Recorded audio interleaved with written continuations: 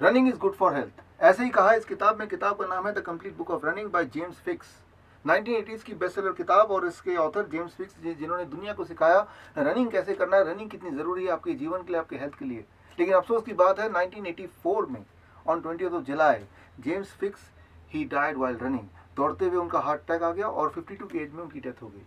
और ऐसी हज़ारों एथलीट्स हैं दुनिया भर में, आप स्क्रीन पे देख रहे होंगे कुछ नाम स्क्रॉल होते हुए, जिनकी डेथ प्लेग्राउंड में खेलते हुए हो गई because of cardiac arrest, because of heart attack. Recent example है पिछले साल का 24 मार्च 2018, जीकी अपशॉ, बहुत बड़े बास्केटबॉल के प्लेयर, खेल के मैदान में खेलते हुए हार्ट अटैक से उनकी डेथ हुई। तो ये सारे एग्जाम्पल का ये इशारा कर रहे हैं कि खेलना, rigorous sports, running can be injurious to your health, can cause heart attack, can cause brain stroke, can cause death. Conclusion में आने से पहले ज़रा इसको एनालाइज कर लेते हैं। आपको समझाने के लिए मैं एक जूते का एग्जांपल लेता हूँ। इमेजिन कीजिए कि आप जब भी जूता पहनते हैं, एक पर्टिकुलर जूता, तो चलते हुए बहुत सारी चुभन होती है, दर्द होता है, पेन होता है। जब भी उस जूते को पहन के चलेंगे तो चुभन होती है, दर्द होती है, पेन होता है। सो कुछ लोग सारे के सारे रिस्पॉन्सिबिलिटी डाल देंगे कि जूते का डिज़ाइन ठीक नहीं है या फिर चलने का स्टाइल ठीक नहीं है। लेकिन अगर आप जूते को इंस्पेक्ट करेंगे तो पाएंगे एक छोटा सा कंकड़। वो जो छोटा कंकड़ है, that was responsible for that discomfort, for that pain. तो कहीं ऐसा तो नहीं कि हमारे हार्ट अटैक का कारण भी हमारे जीवन में कोई एक छोटा सा कंकड़। तो हमें सिर्फ इतना करना है, उस कंकड़ को पहचानना है और पहचान के उठा के बाहर फेंकना है। That is what we are going to do, right, in the 3 days of conference which we are going to hold in Bhopal in Sant Hridaram Medical College of Naturopathy and Yogic Science, 15, 16 और 17 मार्च। सो यही वो कंकड़ क्या है हमारी ज़िंदगी से, हम उसको उठा के बाहर फेंके, and that can help you to lead a long, healthy, drug free, disease free life.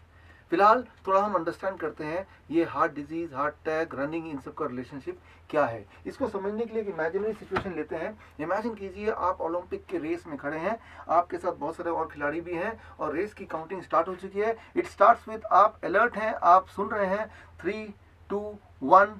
अभी 1 पे आप दौड़ नहीं सकते बिकॉज 1 के बाद एक फायरिंग की आवाज़ होगी, तब आपको दौड़ना है। सो इस वक्त जबकि 1 की आवाज़ आप सुन रहे हैं, आप स्टेशनरी, आप कुछ भी नहीं कर रहे हैं, सिर्फ सुन रहे हैं। इस वक्त अगर कोई आपका ब्लड प्रेशर मेजर करेगा, माई गॉड, इट इज 220/120। अब जरा सोचिए, इमेजिन कीजिए एक डॉक्टर जिसको बाकी सिचुएशन का कुछ भी होश नहीं है, वो सिर्फ उसका फोकस है बीपी मॉनिटर पे, और मॉनिटर पे लिखा आ रहा है 220/120। तो वो क्या कंक्लूड करेगा, my God, you may die of heart attack, आपका ब्लड प्रेशर तो बहुत ज़्यादा डेंजरसली हाई है। वो इमीडिएटली आपको बोलेगा कि दवा खा लो, ब्लड प्रेशर को लो करो।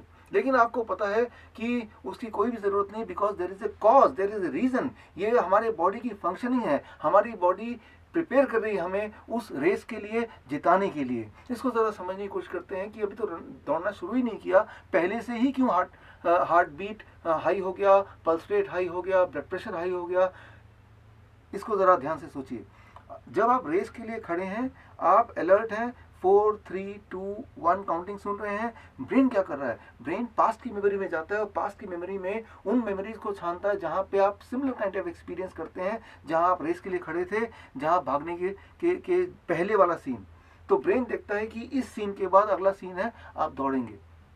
और जब आप दौड़ते हैं तो आप बॉडी के कुछ मसल्स को ज़्यादा यूज़ करते हैं, जैसे लंग्स के मसल्स हो गए, अपने पैरों के मसल्स हो गए। तो ब्रेन आपको जिताना चाहता है। तो ब्रेन क्या करता है, ब्रेन ये भी देखता है कि जब आप दौड़ते हैं तो मोस्टली आप खाते नहीं हैं, रेयरली कभी आप खाएंगे। यानी कि हमारे ये जो पोर्शन है, हमारा स्टमक वाला पोर्शन, इस पोर्शन में जो ब्लड सर्कुलेशन है, that is about 25% of the whole body.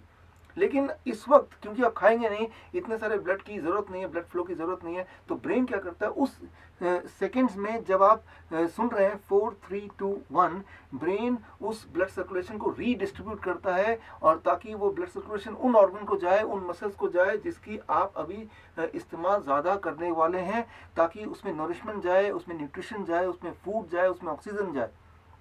लेकिन इस सब को करने के लिए वो भी एक आध सेकंड में ब्रेन को बहुत तेजी से काम करना पड़ता है। वो हार्ट को बोलता है कि तेजी से न्यूट्रिशन पहुंचाओ, and that leads to higher blood pressure, dangerously higher blood pressure. So here the high blood pressure is not dangerous because it is a mechanism of brain and immunity, आपकी immunity और आपका brain के बीच में there is a connection, बीच में there is a harmony, and that harmony helps you to lead a long and healthy life. वो harmony ये इंश्योर करता है कि आपके जीवन का जो रेस है वो लगभग 100 साल का हो।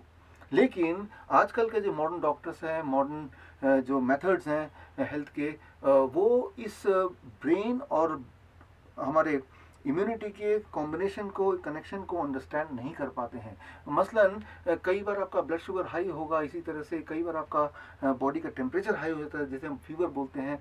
कई बार ब्लड कोलेस्ट्रॉल थोड़ा हाई मिलता है, right, which is called high cholesterol syndrome.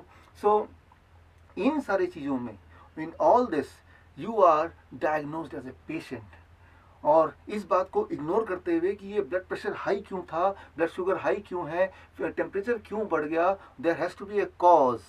Brain बिना कॉज के कोई चीज़ इनिशिएट नहीं करता है। उस कॉज को इग्नोर करके सिर्फ उस पैरामीटर को कंट्रोल करने की कोशिश करते हैं, और ये कोशिश करने के लिए जो दवा आपको देते हैं, जो drugs, that is a BP drugs और ब्लड शुगर ड्रग्स और द मेडिसिन फॉर कोलेस्ट्रॉल और the pills for controlling the temperature, ये सारी दवाइयाँ उस कंकड़ की तरह है।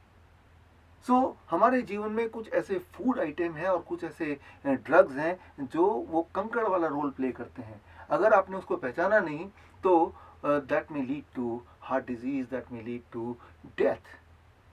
सो it's time, it's a race to begin the journey towards the end of modern medicine.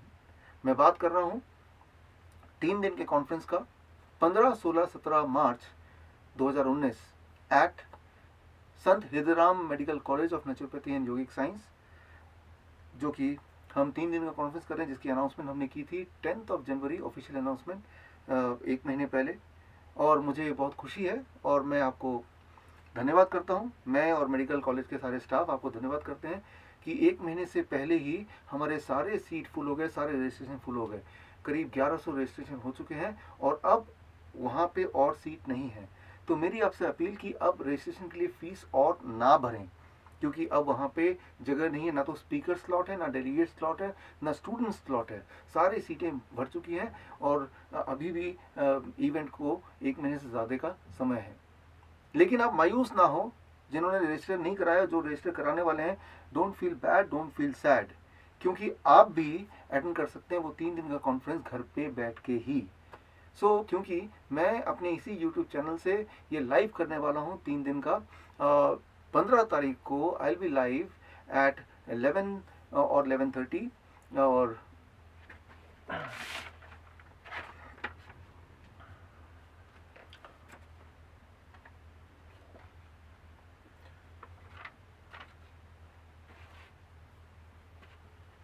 15 तारीख को I will be live on 11:30 to 1। 16 तारीख को I will be live between 9 AM to 11 AM and 17 तारीख को I will be live between 4 PM to 6 PM। ये 3 दिन मैं live रहूँगा YouTube चैनल में या फिर मेरे फेसबुक में। ज़्यादा जानकारी के लिए आप मेरे इस वीडियो के डिस्क्रिप्शन में जाइए एंड मैं आपसे मिलने वाला हूँ। Let's meet on 15, 16 and 17th of March at the comfort of your home. Connect me through my YouTube channel Dr. Vishwarup Rao Chaudhary or through my Facebook page. All the best. Thank you. Jai Hind.